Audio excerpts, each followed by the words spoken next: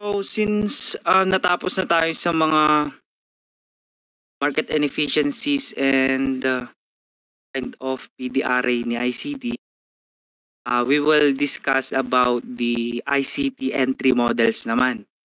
So ito naman yung ginagamit namin to execute the trade.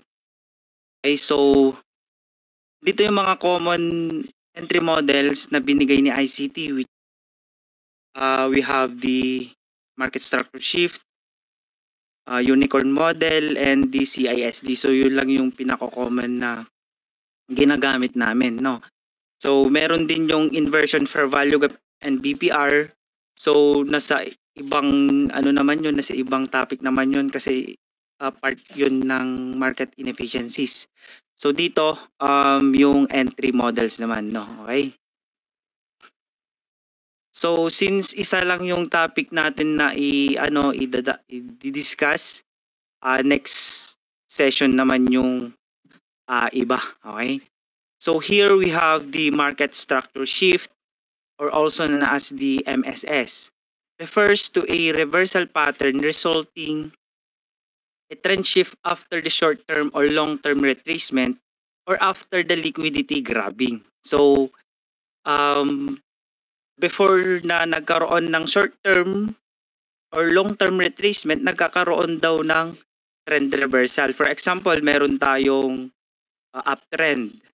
Then after the uptrend, na-establish na yung market trend, then nagkaroon na siya ng reversal pattern or doon nagkakaroon ng market structure shift. Depende pa din yon kung ano yung kinukuha. Okay? Kadalasan kasi ang kinukuha is yung order block, higher time frame order block, or the institutional order block, or what we call that, fair value gap, or higher time frame fair value gap, or the old lows or old highs. Okay? So depende pa din yun kung ano yung binibigay ni market. Okay? So andito yung narrative ng market structure shift. Okay? So kung mapapansin nyo, meron tayong downtrend. Okay? Meron tayong downtrend dito. So after the downtrend, before the downtrend, no, nag-create siya ng recent high dito. So this is the last swing dun sa downtrend. Okay? So after that, nagkaroon siya ng reaction, or na-establish na yung downtrend niya. Okay? So here, for example, we have the order block dito, hard time frame order block. Then after na nag-react dun sa order block na yon, nagkaroon siya ng displacement towards on this recent high. Okay? So after that, dito sa displacement kasi, possible na mag-create siya ng fair value gap. So yun yung kadalasan na dun tayo mag-execute ng trades, or for example, dun tayo sa consequent encroachment or dun sa pinaka-high ng order block. Okay? So yung invalidation nandun lang din sa recent low. Okay? Kasi nga kapag nagkaroon ng reversal, hindi na natin pwedeng makita yung price na pumunta dun sa low. Kasi kapag the moment na pumunta pa yung price dito sa low na to, possible na mag-continue yung downtrend. Okay? Nagigets? Ayan. So dito, sabi dito, this considered as a valid MSS since the recent high is invalidated and the candle are closest above high. So ganito yung makikita natin dun sa market structure shift. Okay? Mayroon siyang closest above candle dun sa recent high. Okay? So dito naman, before sweeping the recent high, it must leave a displacement or fair value gap that the market intends to reverse. So dito na tayo magkakaroon ng entry area. So after that, then ito na yung magiging result. Okay? So yeah, yung invalidation is nandito lang din para naman ma-protect yung ano natin, no, kasi nga hindi natin alam kung yun na yung market structure shift or reversal pattern. Okay? Para na depende na din yun kung ano yung kung ganito yung binibigay ni market kasi kadalasan inversion na yung nandito or or BPR. For example, meron siyang BPR dyan din. Hindi na siya kadalasan nagre-retrace towards on the market efficiencies. Nagkakaroon siya ng in full swing dito. So yung ano dito, yung fair value gap dito or the we call that the BPR, nagiging breakaway gap na siya. So matagal balikan kapag nagkakaroon ng breakaway gap. Okay? So ayun lang yung narrative dun sa market structure shift. Okay?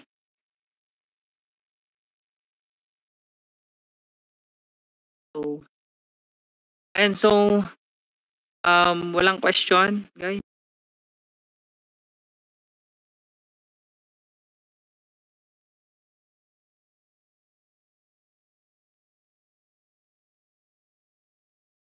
Question?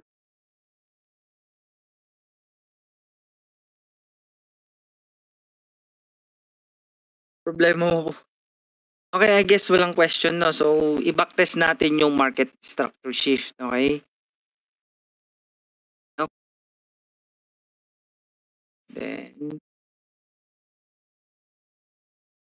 Euro USD.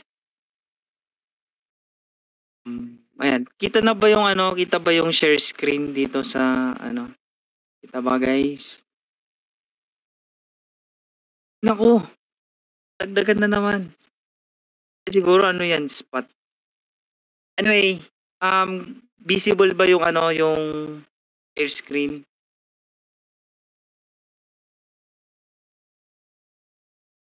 I guess, kita naman, okay? So dito, meron akong ano pala dito, analysis dito sa Euro USD. Okay, so dito naka-entry na ako dito. So yung stop loss ko is nandito lang sa high na yan. Okay, so yung ano ko dito, how I come up this trade, I'm using the Goldbach conjecture or the Goldbach level ni Hopi Plaka.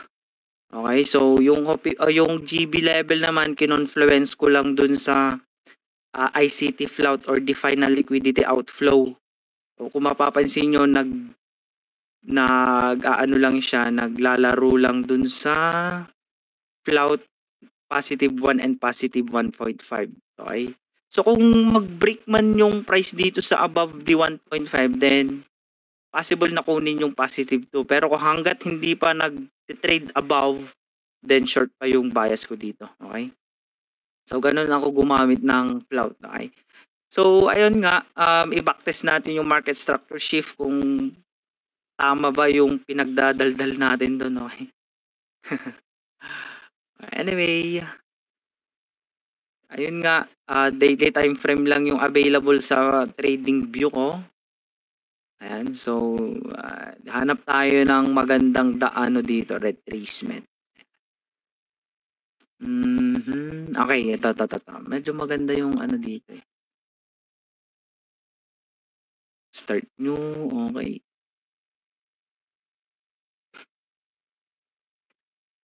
Ayan, so dito sa ano na to, wait lang. Visible ba yung ano guys? Share screen. Baka kasi ano eh. Hindi makita. Okay.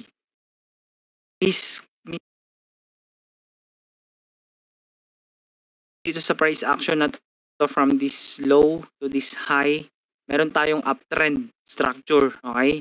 So kapag nakakita na tayo ng uptrend structure, titignan lang natin yung possible na kunin ng price or ng market, no?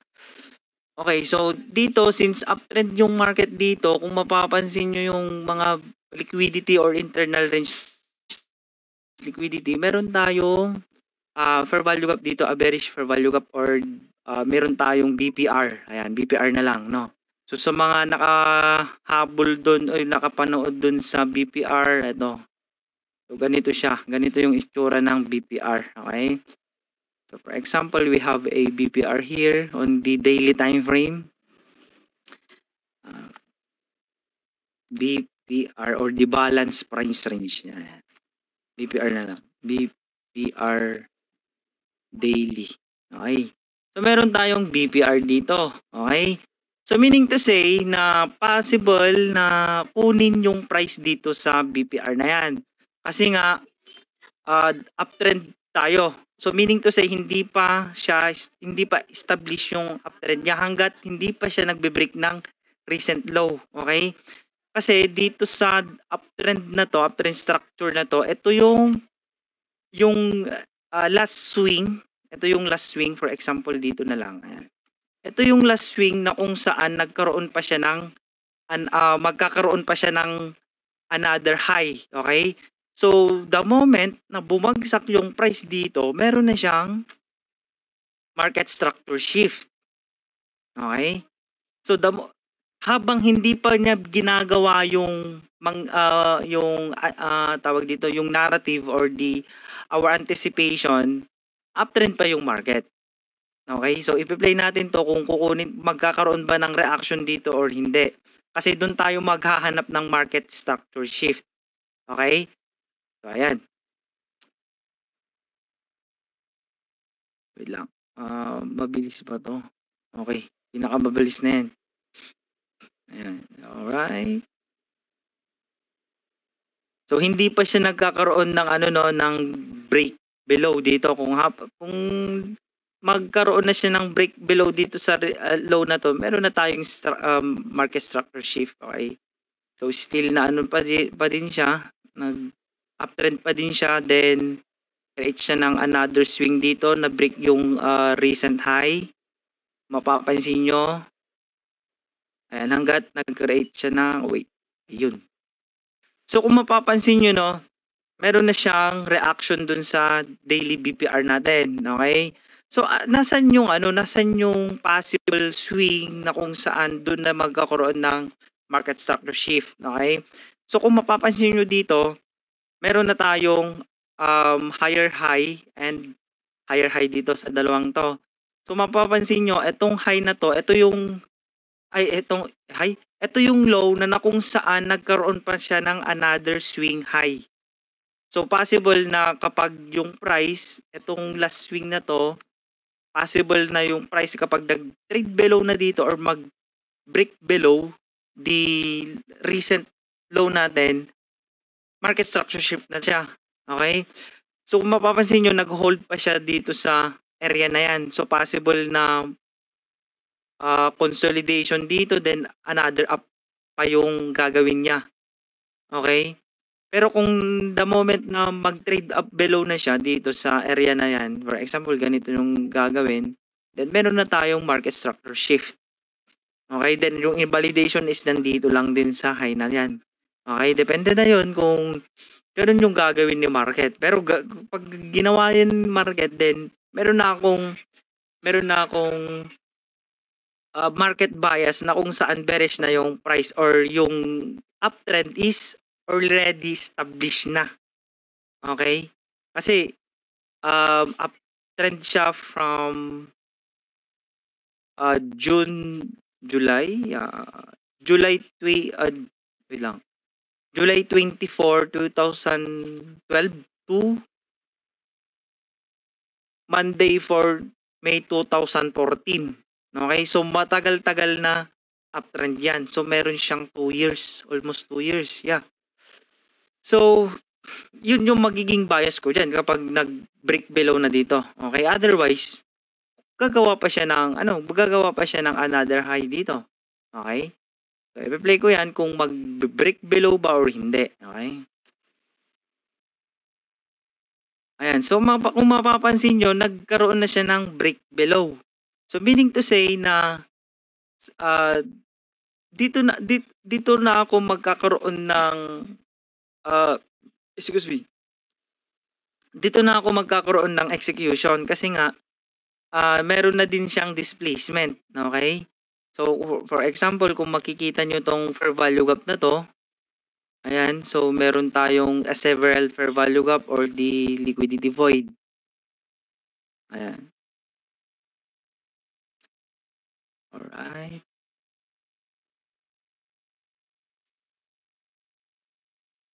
Ay, LV na lang, no?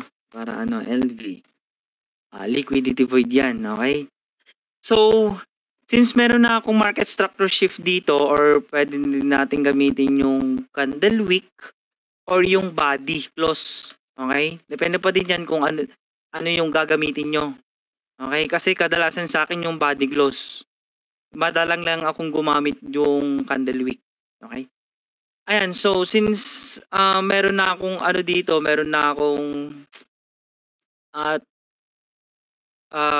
entry target dito at imamark ko lang yung possible na balikan ng price or the nearest draw on liquidity lang. Okay?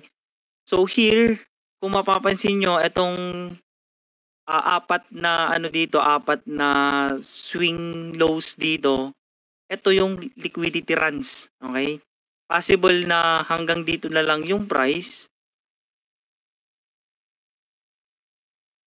or hanggang dito din. Okay? Para ma-mitigate lang yung mga naka-long position dito or naka-short. Okay? Kasi may mga naka-short dito. Ayan. So, may mga naka-short dyan. So, depende pa din yan kung paano nyo i-utilize yung execution. Okay? So, kadalasan kasi ganun ako mag-trade. Doon lang sa pinaka malapit na draw on liquidity or kung gagamit kayo ng mga Fibonacci retracement, well and good para ma-maximize yung target natin or DTP target, no? Kasi nga kapag sayang kasi kapag kadalasan may nag-e-extend pa yung nag-e-extend pa yung price pag pag nadi-disregard na yung mga liquidity. So sayang lang din kapag no. So kung gagamit kayo ng harmonics or Elliott wave, better pa. Okay? Para mas mataas lang yung gain, okay? So depende pa din yun kung ano yung gagamitin yung confluences, okay? The better kapag mas madami yung yung confluences nyo, the better, okay? So ayan, here since meron na akong liquidity void dito, ang magiging entry ko lang dito is ito lang, okay? Pero kung yung price is kinuha na yung unang liquidity, for example ito, possible na ma-front run na yung setup ko dito. So, magka-cancel limit ako. Pag ganun, okay? Kasi ang hinihintay ko dito is yung healthy retracement. Okay? Kasi yun yung palading pero nasa inyo naman kung paano nyo gamitin, okay? So ayan, so here possible na dito yung magiging target, pero kung mapapansin nyo yung RR is maliit. Okay, so better na maging fixed RR tayo, no? Or pwedeng 1:2 lang or 1:3, better na yun. Profitable na yun kapag meron kang 1:2 with 50% win rate, profitable ka na yun. Okay? Pero kung 1:3 then 50% win rate, ay medyo paldo ka na nun. Okay? So, depende pa din yun kung ano yung magiging mo dito. Okay? Ano yung magiging targets natin. Okay? For example, 1:3 lang yung magiging 1:1.37 lang yung RR natin dito. Possible na iabot mo na lang hanggang 1:2. Ayan. 1:2. Okay? So, kung ganito na, then okay na yun. Okay? Bonus na pag nag 1:4 or 1:3 yung trade natin. Okay? So, here, ipi-play ko to kung mag-play out ba or hindi. Okay? Ayan, so nagkaroon siya ng swing dito. Pero the moment na kukunin na tong low na to, invalid na yung setup. Okay? Ayan. Ayun, so pansin nyo naman na kinuha na yung liquidity dito. So meaning to say na itong gap na to, breakaway gap na to. Okay, hindi na siya kukunin. Okay, kukunin man siya pero hindi siya kukunin agad-agad. Okay, matagal siya bago kunin kasi nga breakaway gap na siya. Okay, so yung kapag meron kasing breakaway gap, yung pinakamalapit na market efficiency lang yung kinukuha. Okay? Ayan, so invalid na to. Hanap tayo ng another confluences. So since dito, 'di ba, meron na tayong uptrend. So kung dito naman, we are expecting na meron siyang reversal structure, then downtrend na yung magiging bias dito. Okay? So, ang gagawin natin doon is habang nag-create siya ng another swing or swing low since downtrend na tayo, doon tayo mag-entry or doon tayo hanap ng execution. So, doon na pumapasok yung break of structure or what we call that mitigation block. Okay? So, for example, dito, meron tayong market structure dito. Then, at the same time, nag-create siya ng swing low. Nag-create siya ng another swing high dito. And at the same time, nag-create siya ng displacement. Okay? So, meaning to say na possible na dito siya magkaroon ng immediate rebalance dun sa recent low na to. Kasi meron na siyang displacement. Okay? So, possible ganun yan yung gagawin ng price. Kasi nga, kung i-base natin dito sa downtrend, ganun lang din yung gagawin dito. Okay? I-inverse lang natin, no? So, kung mapapansin nyo, itong recent high na to na nagkaroon ng displacement, pwede nating i-mark to as a breaker block. Okay? Kung mapapansin nyo, hanggang dyan lang yung price. Okay? So, yung mitigation block man dito, masyadong impulse yung market kasi dito. So, ang magiging mitigation block lang natin is ito yung mitigation block dyan. Okay? Ayan. So, from the breaker block to mitigation block. Okay? So, ganun din yung mangyayari dito. No? Magkakaroon siya ng immediate rebalance towards on the previous recent low na nagkaroon ng displacement. Okay? So, here, for example, nandito na yung ano natin, magkakaroon na tayo ng short entry dito. Ayan. So, at least, i-release lang natin is 3% to 5% risk lang. Okay? Kasi kapag mas mataas dun sa 5%, baka matilt tayo dun, no? Kasi baka for example 10% yung ni-risk natin dun sa trade na to. For example, 10% to. So, dun sa 10% na yun, baka kasi on the next trade, malus pa din. So, meron na tayong 20% if ever. Okay? So, mas tataas yung hahabulin nating loss. So, better na 3 to 5% risk lang. So, for example, meron tayong $100 dito, $100 capital. So, mag-risk lang tayo ng 3 to 5%. So, for example, yung 5% ng $100 is $5. Okay? So, yung $5 na yun lang yung i-risk natin dito. Okay? So, kapag dito naman sa reward ratio, since magpipix RR lang tayo hanggang 2. Ayan. Or 1:3. Ayan. So, depende na din kung ano yung i-confluence nyo dyan. Okay? So, for example, 1:2 lang. Ayan. So, 1:2. So, meron tayong $10. Okay? Kapag matitipi yung trade natin. Okay? So, depende na din yon kung paano nyo i-utilize yung setup. Okay? So, kapag may stop loss tayo, meron tayong loss na $5. Okay? Kapag ma-take profit tayo, meron tayong $10. Okay? Ayan, so ipi-play ko to kung mag-play out ba yung setup or hindi. Okay?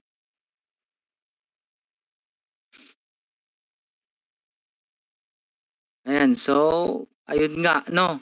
Hindi ulit siya nagkaroon ng another immediate rebalance, okay? So, ayun lang yung ano dito, no? Kung paano nyo siya i-utilize, okay? Kasi dito sa ano na to, dito sa gap na yan, hindi natin alam kung breakaway gap na yung nandito or meron or mitigated na yung nanditong fair value gap, okay? So, ganun lang yung ano dito, no? Basta gamit pa kayo ng another confluences para tumaas yung probability or confidence nyo to trade the market, okay? So, ayan. So, ipi-play ko kung kukunin yung last target natin dito. Okay? Ayan. So, dito, ayan, nagkaroon siya ng displacement. I don't know kung anong meron dito kasi maybe may news dyan. Okay? Ayan. So, ganyan yung nangyayari sa market, no, dito sa Forex. Forex to guys, ha? Ayan. So, di ko lang alam kung may mga may mga cases kasi na dito sa crypto hindi nire-respect yung yung ganitong setup. Kinukuha yung extreme level or yung pinaka last na PDRA dun sa crypto. Most likely ang kinukuha order block and rejection block. Okay, so dito naman sa Forex, palaging ang nire-respect talaga is yung market efficiency or the imbalance or fair value gap. Okay? Ayan, so dito, possible pa na kumuha ng another swing low dito. Ayan, play natin. Wait lang, ima-mark ko lang to. Ayan, mark natin to. Kasi kapag nasa downtrend, downtrend sentiment na siya. So, possible na dito na siya magkaroon ng bullish reversal. Okay, something like that. Kung ganun yung gagawin ni market. Okay. Ayan. So, ganun siya. Ayan. Ayan.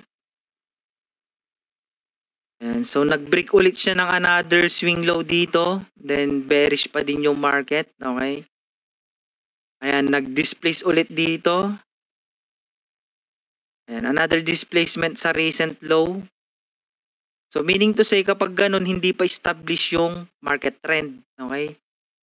Kasi kapag hindi pa establish yung market trend, pwede mo naman sabayin yung trend niya. Hindi mo naman pwedeng i-counter trend, di ba?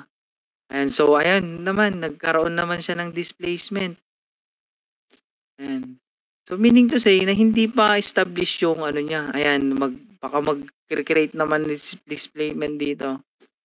Ayun, so hindi na. Ayan. So kung mapapansin nyo, nag-create na siya ng tawag dito, break of structure ulit dito.